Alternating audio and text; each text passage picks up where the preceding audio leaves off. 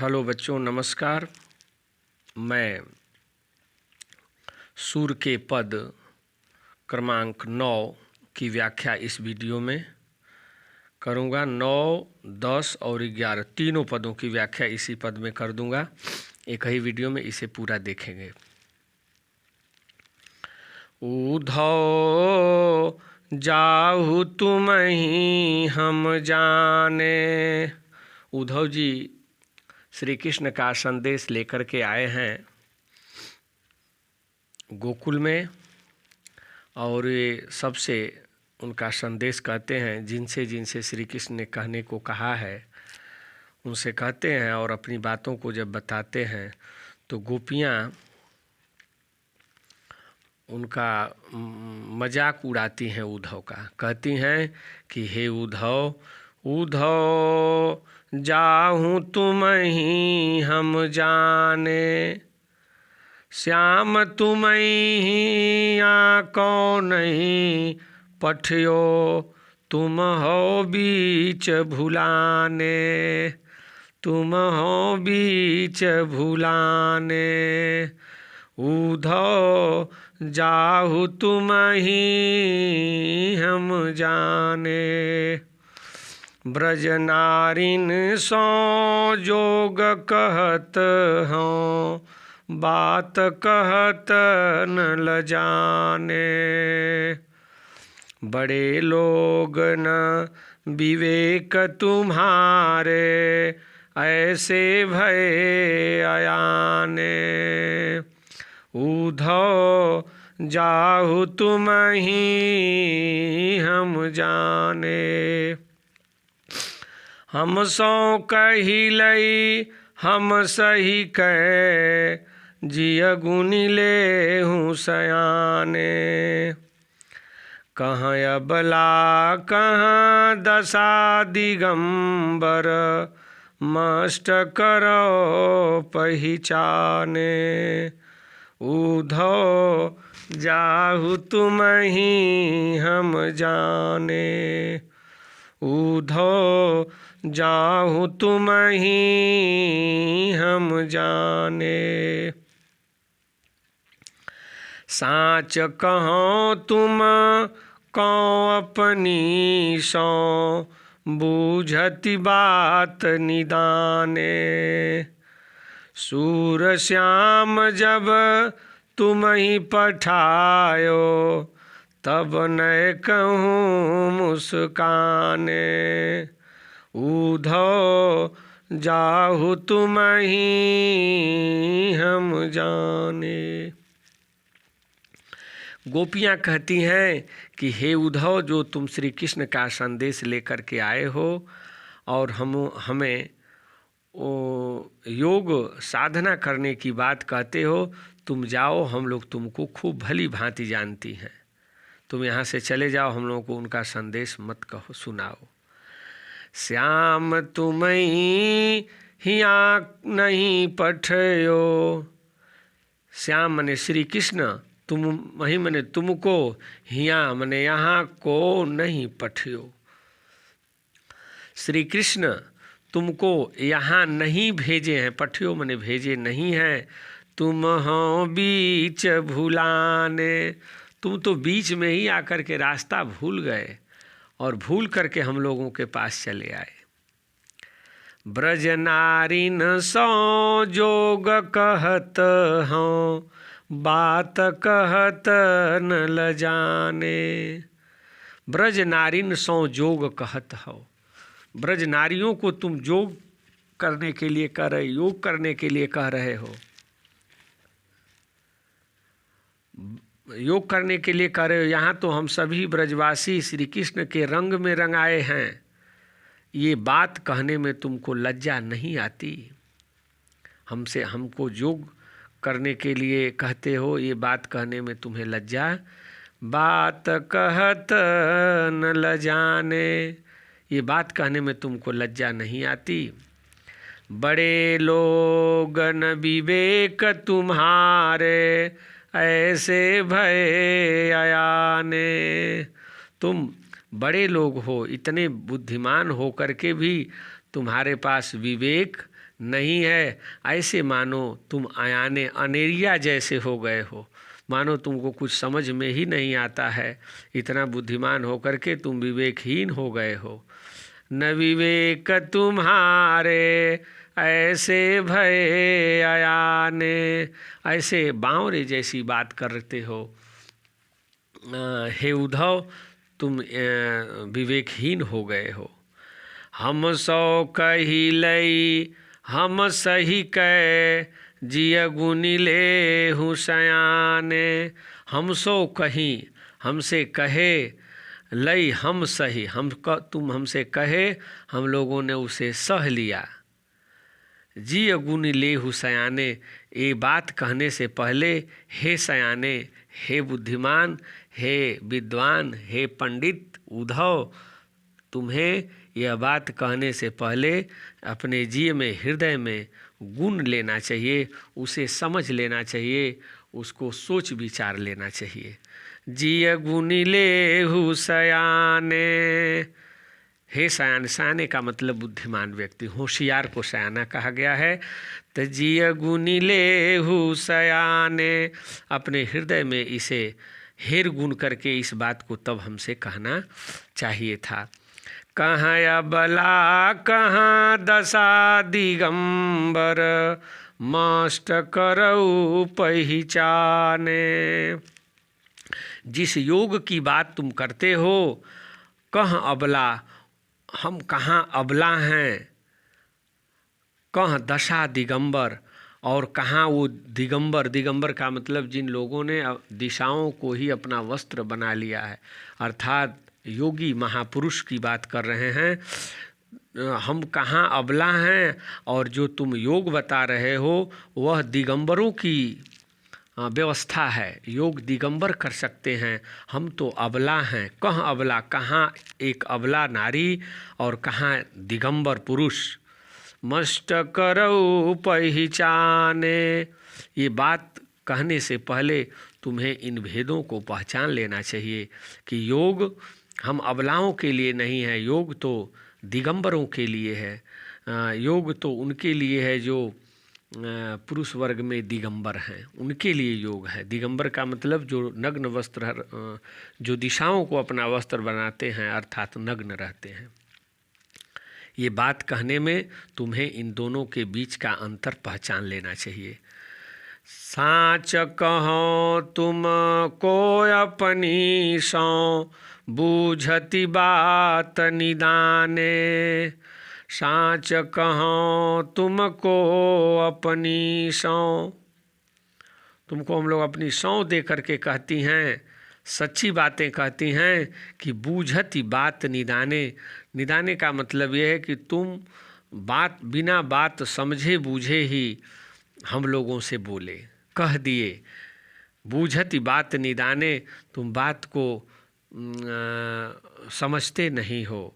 निदाने, सूर श्याम जब तुम ही पठायो, तब नय कहूँ मुस्काने। श्री कृष्ण ने तुम्हारा उपहास करने के लिए यहाँ पठाया है, भेजा है। अच्छा ये बताओ, सूरदास जी कहते हैं कि श्याम जब तुमको, गोपियाँ कहती हैं, सूरदास जी कहते हैं कि गोपियाँ उद्धव से कहती हैं कि श्याम जब तुम ही पठायो, श्री कृष्ण ने जब तुमको यहाँ भेजा, तब नय कहूँ मुस्काने, तब वो थोड़ा भी मुस्कराए नहीं। वो तुमको यहाँ तुम्हारा उपहास करने के लिए ही भेजे हैं, तुम्हारा मजाक उड़वाने के लिए ही भेजे हैं। वो तुमको जब ये सब कह करके भेजे होंगे, तब थोड़ा ज़रूर मुस्कराए होंगे कि जाओ तुम्हारी दशा वहाँ क्या गोपियाँ करेंगी। इस पद का ये भाव रहा, अर्थ रहा। अब अगला पद,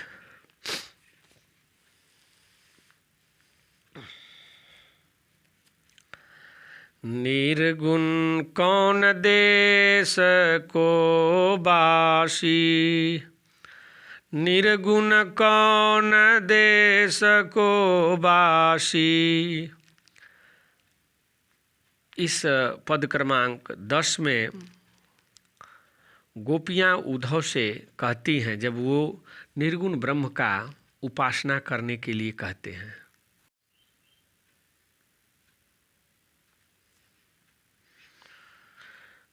सूरदास के पद क्रमांक 10 में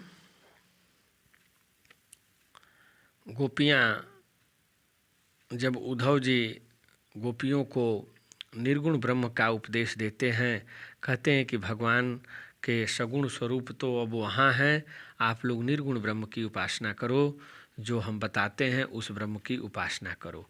तो योगी गोपियाँ जो है श्री उद्धव जी को उलाहना देती हैं, पूछती हैं कि निर्गुण जिसकी तुम चर्चा कर रहे हो वो कौन है, कैसा है। इस पद में वही है, निर्गुण कौन देश को बासी, मधुकर कही समूझाई सौह दे, बूझति साचन हासी। कौ है जनक कौन है जननी, कौन नारी कौ दासी, कैसे बरन भेष हैं कैसो, किहीं रसमय अभिलाषी। पावै गोपुनी कियो आपनो, जौरे करो गोगासी, निर्गुण कौन देश को बासी, निर्गुण कौन देश को बासी। सुनत मौन भय रह्यो बावरो, सूर सबय मति नासी, निर्गुण कौन देश को बासी। गोपियाँ उद्धव जी से कहती हैं कि हे उद्धव, जिस निर्गुण ब्रह्म की उपासना करने के लिए आप हमसे कहते हैं, जिस निर्गुण ब्रह्म का उपदेश देते हैं, आप हमसे बताते हैं जिसके बारे में, वो निर्गुण ब्रह्म किस देश का निवासी है, वह निर्गुण ब्रह्म किस देश का निवासी है, वो कहाँ रहता है, उसका वास किस स्थान पर है, वो किस स्थान पर निवास करता है। मधुकर कहीं समुझाई सौह दे, बूझति साचन हासी। मधुकर शब्द, मधुकर का अर्थ होता है भंवरा, और उद्धव जी यहाँ जो भूमिका निभा रहे हैं, एक भंवरे की भूमिका निभा रहे हैं। भंवरा का कार्य क्या है, एक फूल से दूसरे फूल पर जाना, उस फूल से उस फूल पर जाना। तो यहाँ दो स्थान पर वो जा रहे हैं, एक कृष्ण के पास और गोपियों के पास। ये आना जाना उनका लगा हुआ है, वहाँ की बात यहाँ, यहाँ की बात वहाँ कह रहे हैं। इसलिए सूरदास जी ने उद्धव जी को मधुकर शब्द से संबोधित किया है। मधुकर शब्द सूरदास जी के लिए आया है, उद्धव जी के लिए आया है। मधुकर कही समुझाई सौह दे, हे उद्धव जी, आप हमको आपकी सौगंध हमें समझाइए। बूझत साचन हासी, हम लोग इसे बूझना चाहती हैं, समझना चाहती हैं, ये हंसी नहीं है। हमको ये बताइए कि वह जो निर्गुण की आप बात कर रहे हैं, निर्गुण ब्रह्म की बात कर रहे हैं, हम हंसी नहीं कर रहे हैं। हमको समझाइए कि वह कहाँ का वासी है, उसका क्या पता है, वो कहाँ रहता है, उसके बारे में हमें बताइए। मधुकर कहीं समुझाई सौह दे, हम सौगंध खा करके कहती हैं कि हमें समझा करके बताइए। ये मैं हंसी नहीं करती हूँ आपसे, बूझत साँच न हंसी, मैं आपसे हंसी ठिठोली नहीं करती हूँ, हम उस निर्गुण ब्रह्म के बारे में जानना चाहती हूँ। को है जनक कौन है जननी, उसका पिता कौन है और उसकी कौन है जननी, उसकी माता कौन है। कौन नारी को दासी, उसकी पत्नी कौन है और उसकी दासी कौन है, नौकरानी। कैसे वरन भेष है कैसो, उसका वरण कैसा है, उसका वर्ण का मतलब रंग कैसा है, भेष कैसा है, वो क्या पहनता है। किसी किहीं रसमय अभिलाषी, कौन सा आनंद का वो इच्छुक है, किस आनंद का वह इच्छुक है। अभिलाषी माने इच्छुक है। पावै गो पुनि कियो आपनो, जौर करो गो गासी। पावों गो पुनि कियो आपनो, जौर करो गो गासी। सुनत मौन भय रह्यो बावरे। जब ये सारे प्रश्नों का प्रश्न उद्धव जी सुनते हैं तो सुनत मौन हो रह्यो बावरे। उद्धव जी उतना ज्ञानी होकर के भी वहाँ बावरे की भांति चुपचाप मौन हो गए। कौन है उनका, उस निर्गुण का पिता कौन है, उसकी माता कौन है, उसका रंग क्या है, उसकी वेशभूषा क्या है, वो किस आनंद का इच्छुक है, आदि बातों को जब उद्धव जी सुनते हैं तो सुनत मौन हो रहो बावरो। उद्धव जी बावरे हो जाते हैं, उद्धव जी विवेक शून्य हो जाते हैं और मौन हो जाते हैं। सूर सबहि मति नासी। सूरदास जी कहते हैं कि उद्धव जी कहते हैं कि यहाँ तो लग रहा है कि सबकी मति नाश हो गई है, सबकी मति समाप्त हो गई है, कोई मेरी बात समझने को तैयार ही नहीं है। सुनत मौन है रहो बावरो, सूर सबय मति नासी। सूरदास जी कहते हैं कि सबकी मति, सबका विवेक और विचार नष्ट हो गया है, यहाँ पर कोई हमारी बात को समझने के लिए तैयार नहीं है, हम ही से प्रश्न कर रहे हैं लोग। अगला पद क्रमांक, और यह इस सूर के पद का अंतिम पद है, और यह अंतिम पद 11वां पद है। इस पद में सूरदास जी कहते हैं कि उद्धव जी गोपियों से मिलने के बाद माता यशोदा के पास जाते हैं और माता यशोदा से मिलते हैं कि इनका संदेश क्या है जो मैं श्री कृष्ण को बताऊंगा, इनसे भी मिल लेते हैं।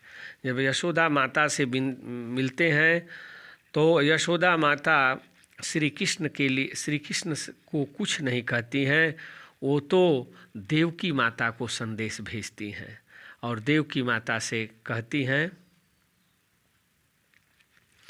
कि देवकी माता को वो संदेश भेजती हैं उद्धव के माध्यम से, कहती हैं कि हे उद्धव जी, संदेशों देवकी सो कहियो। हे उद्धव, हमारा संदेश कृष्ण से नहीं है, हमारा संदेश तो देवकी से है।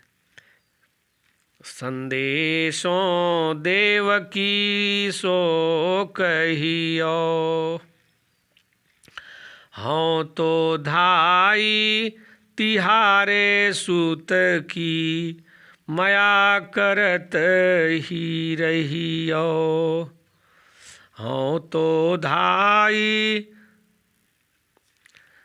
हाँ तो धाई तिहारे सूत की, मया करत ही रहियो। हे देवकी, मैं तो तुम्हारे सुत अर्थात श्री कृष्ण की धाय हूँ। धाय माता का मतलब होता है कि वह माता जो जन्म तो नहीं देती है परंतु हो तो धाई तिहारे सुत की, मैं तो तुम्हारे पुत्र की धाय माँ हूँ, मैंने तो उसका केवल पालन पोषण किया, जन्मदात्री तो आप हो। प्यारे सुत की मया करत ही रही हो, मया करत ही रही हो का मतलब श्री कृष्ण का ध्यान देते रहना। यद्यपि टेब तुम जानती उनकी, तो मोहि कही आवे, तो मोहि कही आवे। यद्यपि टेब, श्री की टेब का मतलब उनके बारे में, वो क्या करना चाहते हैं, कैसे रहना चाहते हैं, क्या खाना चाहते हैं। यद्यपि आप उनके टेब को जानती हैं, तो मोही कही आवे। तो मुझे कोई विशेष कहने की आवश्यकता नहीं है। प्रात होत मेरे लाल लड़े तैं, सवेरा जब होता है तो मेरे लाल लड़े तैं माखन रोटी भावे। लड़े तैं मने प्रिय, लड़े तैं मने प्रिय, लाल मेरे प्रिय लाल को माखन रोटी भावे। प्रात होत मेरे लाल लड़े तैं माखन रोटी भावे। प्रात होते ही मेरे प्रिय लाल को माखन और रोटी भावे मने अच्छा लगता है। अच्छा लगता है। उस प्रात होते ही जब उठते थे तो माखन रोटी खाते थे, अच्छा लगता था उनको। तेल उबटनो अरु तातो जल, ताधि देखी भजी जाते। कह रहे हैं कि तेल उबटन और तातो जल। तेल, सरसों का तेल, जब बच्चे छोटे होते हैं तो माताएं सरसों का तेल और सरसों भून करके उसका उबटन बनाती हैं, बच्चों को पोतती हैं तेल लगा करके, फिर उसे छोड़ा देती हैं। और तातो जल, तो तेल उबटन और तातो जल, गर्म पानी, ताही देखी भजी जाते, ये उनको पसंद नहीं होते थे। जब ये देखते थे कि माँ तेल और उबटन ला रही हैं लगाने के लिए और हल्के गुनगुने जल से हमको स्नान कराएंगी, तो वो भग जाते थे। जोई जोई मांगत सोई सोई देती। यशोदा माता कहती हैं कि वो जो जो मांगते थे मैं उनको वो देती थी। क्रम क्रम करी कै नहाते, और वे क्रम क्रम करी के नहाते, और वे अपने मन से क्रम क्रम जैसे उनकी इच्छा होती थी वैसे अपना स्नान करते थे। सूर पथिक सुनि मोहि रैनी दिन, बड़ियो रहत उर सोच। सूरदास जी कहते हैं कि पथिक सुनि मोहि रैनी दिन। अब पथिक शब्द यहाँ आया है। पथिक का मतलब होता है राही, जो रास्ते पर चलते रहता है। तो पथिक शब्द यहाँ पर उद्धव जी के लिए आया है, क्योंकि उद्धव जी ही यहाँ का संदेश वहाँ और वहाँ का संदेश गोकुल से मथुरा, मथुरा से गोकुल उनका आना जाना लगा हुआ है। तो माता यशोदा उनको पथिक कहती हैं कि हे पथिक अर्थात हे उद्धव, सुन मोहि रैन दिन, बढ़यो रहत उर सोच। हमारे हृदय में, उर में रैन दिन, रात दिन श्री कृष्ण के लिए हमारे हृदय में रात दिन बड़ा सोच रहता है, बड़ी शंका रहती है कि वहाँ पर वो कैसे रहते होंगे। उनके बारे में मैं रात दिन अपने हृदय में विचार करती हूँ। मेरो अलक लड़े तो मोहन, होई है करत संकोच। मेरे प्रिय मोहन, मेरे नेत्रों के प्रिय, अलक मने मेरी नेत्रों के लड़े तो मोहन, मेरे नेत्रों के प्रिय मोहन, होई है करत संकोच।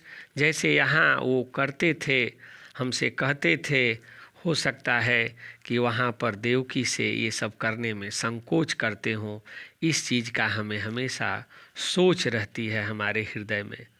सूर पथिक सुनि मोह रैनी दिन, बढ़यो रहत उर सोच। सूरदास जी कहते हैं कि माता यशोदा उद्धव से कहती हैं, पथिक से कहती हैं कि हे उद्धव सुनिए, हमारे हृदय में हमें रात दिन यह सोच रहती है, यह सोच बड़ी रहती है, बड़ी यह सोच रहती है कि मेरे आँखों के प्रिय मोहन ये सब जो यहाँ करते थे, हमसे ऐसे मांगते थे, करते थे, ये सब वहाँ करने में देवकी के सामने वे संकोच करते होंगे। इसलिए हमें बहुत ही मन में संकोच है कि श्री कृष्ण ये सब करते होंगे तो माता होंगे। इसलिए मेरा संदेश देवकी से है कि कृपा उनका ध्यान रखें। सूर के पद क्रमांक 11 समाप्त हुआ और इसी के साथ सूर के सारे पद हमने समाप्त किए।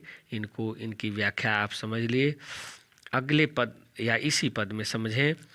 देखिए बच्चों, जब हमको संदर्भ लिखने के लिए आता है तो संदर्भ में प्रत्येक पद का संदर्भ एक ही होता है।